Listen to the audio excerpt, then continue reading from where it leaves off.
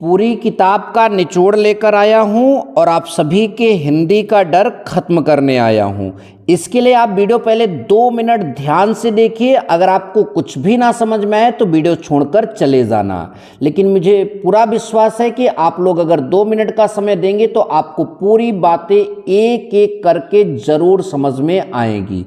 तो class 10th UP board exam के लिए जो सबसे महत्वपूर्ण टॉपिक होता है वो हिंदी गद्य का विकास।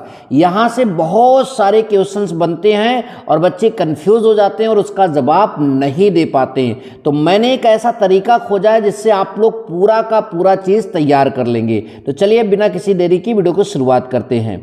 देखिए क्या लिखा है, यूपी बोर्ड एग्जाम 2025। क्या लिखा है, UP board exam 2025 class 10th Hindi. यानी हम यूपी बोर्ड एग्जाम 2025 के लिए क्लास 10th हिंदी की तैयारी करेंगे और उसमें 5 नंबर का जो टॉपिक होता है हिंदी गद्य का विकास, इससे रिलेटेड क्वेश्चन करता है। तो इससे रिलेटेड आज बहुत महत्वपूर्ण चीज़ों की चर्चा हम यहाँ पर करेंगे। तो बच्चों सबसे पहले हम यहाँ पर बात करते हैं कि जो हिंदी गद्य का विकास है इसका एक संक्षिप्त परिचय आपको समझा देते हैं। यानी हिंदी गद्य का जो विकास है उसको कितने भाग में बांटा गया है। तो आपको देखिए 1 2 3 4 5 6 कितने भाग दिख रहे हैं, 6। यानी हिंदी गद्य के विकास को जो है वो 6 भागों में बांटा गया है। पहले सभी का नाम ध्यानपूर्वक याद करेंगे। पहला है पूर्व भारतेंदु युग। क्या नाम लिखा है, पूर्व भारतेंदु युग। दूसरा भारतेंदु युग। तीसरा द्विवेदी युग। चौथा शुक्ल युग। पांचवा शुक्लोत्तर युग और छठवां स्वातंत्र्योत्तर युग। क्या, स्वातंत्र्योत्तर युग। तो ये हिंदी गद्य का पूरा विकास है, इसको यहां से यहां तक बांटा गया है। कभी कभी एक क्वेश्चन केवल सन से पूछता है कि इस युग का विकास कहां से कहां तक है। तो आपको एक बात यहां पर यह भी समझना होगा, तो क्या आपको ये पूरा का पूरा पढ़ना है आपके क्लास 10th के लिए? नहीं, क्लास 10th में आपका जो युग शामिल किया गया है वो शुक्ल युग है और शुक्लोत्तर युग है। और ये ध्यान दीजिए कि इसके बाद स्वातंत्र्योत्तर युग आता है, तो इससे भी रिलेटेड क्वेश्चन पूछे जा सकते हैं। तो शुक्ल युग और शुक्लोत्तर युग ही आपके क्लास 10th के बोर्ड एग्जाम में शामिल है। ये बात आप बिल्कुल ध्यान में रखिएगा, ठीक। तो बच्चों अब हम सबका सन देख लेते हैं कि कहाँ से कहाँ तक जो है सभी युगों का जो है समय सीमा है। तो पूर्व भारतेंदु युग की बात करें तो 13वीं शताब्दी से लेकर 1868 ईस्वी तक। कहाँ से, 13वीं शताब्दी से लेकर 1868 ईस्वी तक। भारतेंदु युग की बात करें तो 1868 से लेकर 1900 तक जो है भारतेंदु युग माना जाता है। द्विवेदी युग की बात करें तो 1900 से लेकर 1918 तक जो है द्विवेदी युग माना जाता है। शुक्ल युग की बात करें तो 1918 से लेकर 1938 तक जो है शुक्ल युग माना जाता है। और शुक्लोत्तर युग की समय सीमा की बात करें तो 1938 से लेकर 1947 तक। कहाँ से, 1938 से लेकर 1947 तक।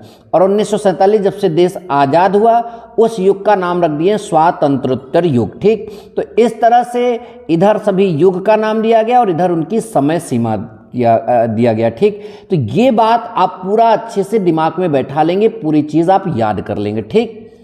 अब इसके बाद जो सबसे महत्वपूर्ण चीज़ आप सभी के सामने आएगी बोर्ड एग्जाम में, तो हमने कहा इसके बाद जो महत्वपूर्ण चीज़ आएगी वो विभिन्न विधाओं की प्रथम रचना। यानी जो हिंदी की जो अलग अलग विधा होती है जैसे कहानी, नाटक, एकांकी, इन सब की जो है आपसे पूछा जाएगा कि प्रथम रचना इसकी क्या है। तो यहाँ पर हम महत्वपूर्ण चीज़ों को लिए हैं जो बोर्ड एग्जाम में बार बार चीज़ें पूछी गई हैं उनको लिए हैं। सबसे पहले बच्चों देखो यहाँ पर लिखा है विधा का नाम, यहाँ पर लिखा है रचना का नाम और यहाँ लिखा है रचनाकार का नाम, ठीक। अच्छा, विधा में क्या लिखा है, खड़ी बोली हिंदी की जो है प्रथम गद्य रचना। तो ध्यान दीजिए, खड़ी बोली हिंदी की जो है प्रथम गद्य रचना जो है चंद छंद वर्णन की महिमा। क्या है, चंद छंद वर्णन की महिमा। और इसके रचनाकार का नाम है गंग कवि। इसके रचनाकार का क्या नाम है, गंग कवि। ध्यान दीजिए, खड़ी बोली हिंदी गद्य की प्रथम जो रचना है वो चंद छंद वर्णन की महिमा, रचनाकार का नाम गंग कवि। हिंदी की प्रथम कहानी इंदुमती, याद रखना है, हिंदी की प्रथम कहानी इंदुमती। रचनाकार का नाम क्या है, किशोरी लाल गोस्वामी। क्या नाम है, किशोरी लाल गोस्वामी। हिंदी का प्रथम उपन्यास परीक्षा गुरु। हिंदी का प्रथम उपन्यास परीक्षा गुरु। रचनाकार का नाम क्या है, लाला श्रीनिवास दास।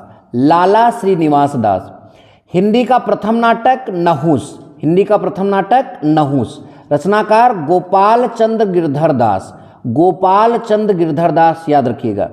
हिंदी का प्रथम यात्रा वृत्त, हिंदी का प्रथम यात्रा वृत्त क्या है? सरयू पार की यात्रा। सरयू पार की यात्रा कौन लिखा है इसको? भारतेंदु हरिश्चंद्र ने। किसने? भारतेंदु हरिश्चंद्र ने। हिंदी की प्रथम एकांकी, जो हिंदी गद्य है उसकी प्रथम एकांकी पृथ्वीराज की आंखें। किसकी? पृथ्वीराज की आंखें। किसने लिखा है? डॉक्टर राम कुमार वर्मा ने। किसने? डॉक्टर राम कुमार वर्मा ने। बहुत इंपॉर्टेंट है ये भी। और हिंदी की प्रथम डायरी की बात करें, जो हिंदी की प्रथम डायरी है ये जेल डायरी के नाम से जानी जाती है। रचनाकार का नाम क्या है? नरदेव शास्त्री वेद तीर्थ। क्या नाम है इनका? नरदेव शास्त्री वेद तीर्थ। ठीक। और हिंदी का प्रथम गद्य काव्य जो है साधना, और रचनाकार का नाम राय कृष्णदास। तो देखो आप लोग याद इसको कैसे करोगे?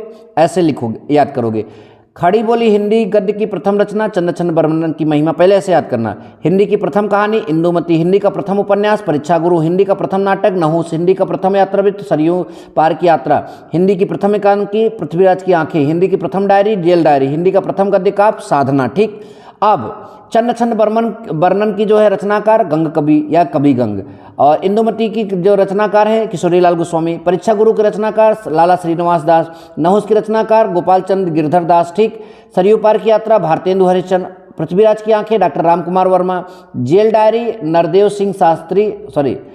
शास्त्री वेद तीर्थ, और साधना के जो रचनाकार हैं वो राय कृष्णदास। ठीक। अच्छा, अब बच्चों यहां से एक टॉपिक से और प्रश्न उठाता है, वो होता है आपका जो है पत्र पत्रिकाएं। ठीक। तो शुक्ल युग और शुक्लोत्तर युग, इसी को हमने यहाँ पर शामिल किया क्योंकि आपके बोर्ड एग्जाम में यही दो युग शामिल है। ठीक। तो शुक्ल युग और शुक्लोत्तर युग की हिंदी की जो विभिन्न पत्रिकाएं हैं उनके बारे में चर्चा करते हैं। तो यहाँ पर युग का नाम है, यहाँ पत्र पत्रिका का नाम है, और यहाँ संपादक यानी उसको जो संपादित किए थे, जो प्रबंध किए थे उनका नाम है, और यहाँ प्रकाशन का जो है नाम है कि वो कहाँ से प्रकाशित किया जाता था, और समय स्थान दिया गया। तो यहाँ पर जो है प्रकाशन कुल मिलाकर देखिएगा, समय नहीं दिया किस समय प्रकाशित किया गया, बस आप ध्यान दीजिए कि कब कहाँ से प्रकाशित किया गया है।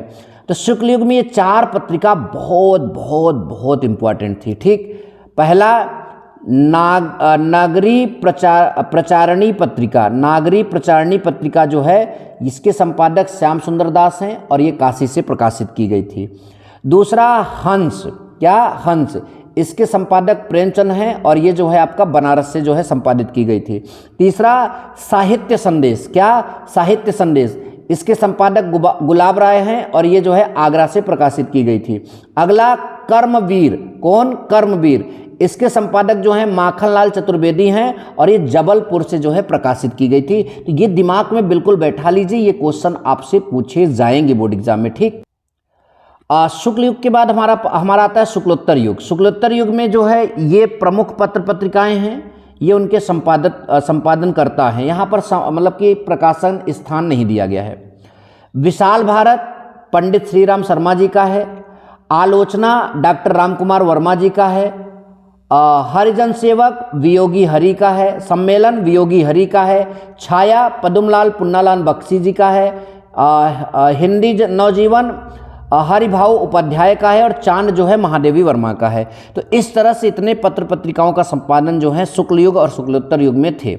आप लोग इन सब चीज़ों को बड़े अच्छे से याद कर लीजिएगा। अगर आपने पीछे का स्क्रीनशॉट नहीं लिया है तो वीडियो को पीछे करके स्क्रीनशॉट ले लीजिए हर एक टॉपिक का।